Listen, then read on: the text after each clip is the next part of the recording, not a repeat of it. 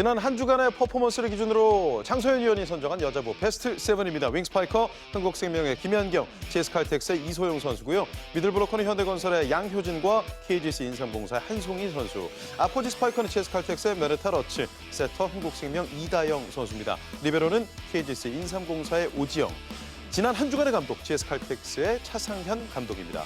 장소연 위원, MVP를 공개해 주십시오. 자, 이번 주 MVP는 러츠 선수입니다. 네. 그러니까 러츠 선수가 이번 시즌에 들어와서 매 경기 기복 없이 꾸준히 해주고 있거든요. 예. 네, 이번 주에 2승을 챙길 때 엄청난 역할을 해주셨고 특히나 도로공사전에서 본인의 한 경기 최다 득점에서 3점이 모자란 40득점에 56%의 공격 성공률을 보여주면서 굉장히 맹활약을 했습니다.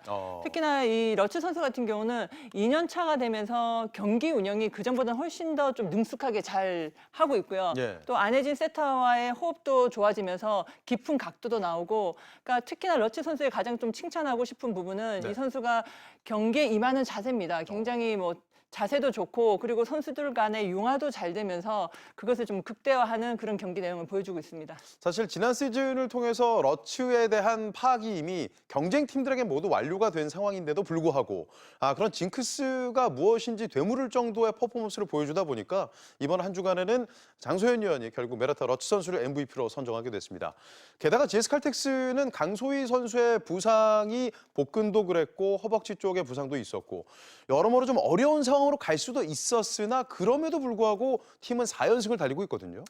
강소희 선수가 KGC 인삼공사전에서는 굉장히 좀 잘했거든요. 네. 하지만 그 다음 경기 도로공사전에서는 좀 부진을 했는데 어찌됐든 이 4연승을 이끄는 동안 가장 좀 큰 부분은 유서연 선수, 권민지 선수, 그러니까 백업 선수들의 역할이 굉장히 좋았습니다. 예. 특히나 유서연 선수 같은 경우는 차상현 감독이 믿고 쓰는 유서연이다 이런 그렇죠. 얘기를 할 정도로 유서연 선수가 그 코트에 들어가서 공격뿐만 아니라 리시브, 디그 부분에서 굉장한 역할을 해줬고요. 예. 또 권민지 선수 같은 경우는 그야말로 알짜배기 같은 그런 역할을 했습니다. 많은 득점은 하진 않지만 들어갈 때마다 본인의 그 퍼포먼스를 보여줬고 특히나 이 하이팅 부분이 굉장히 좋은 선수거든요. 예. 그러면서 득점 난 이후에 그 세레머니를 코트의 에너지를 완전하게 심어주는 그런 역할을 했습니다. 그렇군요. GS칼텍스가 훨훨 날고 있다면 반면 하위권에 처져 있는 두 팀. 현대건설과 한국도로공사 상당히 어려운 시즌을 맞이하고 있고 물론 최근 들어서 현대건설은 6연패를 끊긴 했습니다만 이 두 팀의 문제점, 어려움은 어디에 있는 건가요? 여러 가지가 있겠지만 일단 두 팀 다 공통된 부분은 세터가 바뀌면서 굉장히 어려움을 겪고 있는 팀입니다. 예. 특히나 공격수와 세터 간의 호흡이 맞지 않으면서 좀 어려움도 있고 그리고 국내 공격수 주포 선수들이 그 페이스가 좀 많이 떨어져 있는 상황이죠. 한국도로공사는 최근 들어서 특히 이번 시즌 주포라고 볼 수 있는 박정하 선수의 움직임 상당히 좀 여러모로 퍼포먼스 측면에서 아쉬움이 많은 것 같아요. 박정하 선수가 이전보다는 점프력이 좀 떨어진 것 같습니다. 네. 그러다 보니까 보통 되게 레프트 선수들이 그 올라타서 때린다라는 얘기를 하거든요.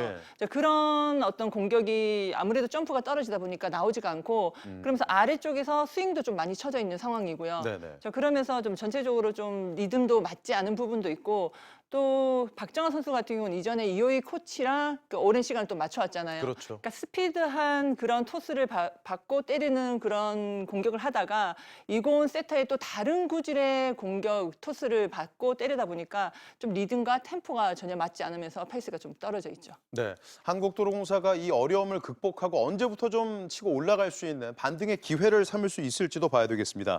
앞서 현대건설 6연패를 끊었다는 말씀을 드렸는데 사실 현대건설하면 센터의 배구, 센터 부자 이런 별칭이 따라붙고 있는 팀이기도 한데 최근 들어서의 한 두 경기의 라인업을 보시게 되면 굉장히 크게 변화를 준 것을 볼 수가 있습니다. 물론 센터와 레프트, 라이트 세 가지 포지션을 모두 소화할 수 있는 선수가 정지훈 선수인데 정지훈 선수를 지금 아포지 쪽 라이트에서 출발을 시키면서 경기를 풀어가고 있어요. 그러니까 정지훈 선수가 그 큰 공격이 가능하니까 지금 이런 시스템이 나왔는데 네. 처음 시즌을 시작할 때부터 레프트가 굉장히 좀 부진했거든요. 그러다 보니까 플레이 자체가 단순해지고 그러다 보니까 현대건설이 가장 좀 특징이고 또 강점이 중앙이잖아요. 예. 그 부분까지 그 위력을 좀 떨어졌습니다. 그러면서 이도희 감독이 지금 시스템에 좀 변화를 주면서 윙 공격이 가능한 정지훈 선수를 라이트로 보내고 루소 선수를 레프트로 보내면서 지난 경기를 봤을 때는 공격이 좀 다양화가 좀 더 많이 좋아졌습니다. 왜냐하면 일단 리시브가 안 됐을 때 큰 공격에서 뚫어주는 그 양쪽 날개의 밸런스를 맞췄거든요. 그렇죠. 네, 하지만 생각했던 것보다는 루소의 리시브의 성공률, 효율이 좀 많이 떨어졌는데 어찌됐든 지금 그 양쪽 날개로서 지난 경기를 좀 이긴 그런 케이스였습니다. 앞서 장소연 의원은 양 팀의 공통 분모에 대해서 세터의 변화, 주전 세터의 변화에 대해서 말씀을 해주셨고 이다영 선수가 FA로 흥국생명으로 이적을 하면서 지금 현대건설에서는 이나연 선수가 주전 세터 자리, 반면 한국도로공사 이호희 세터가 이제 은퇴를 한 뒤에는 팀의 코치를 하다 보니까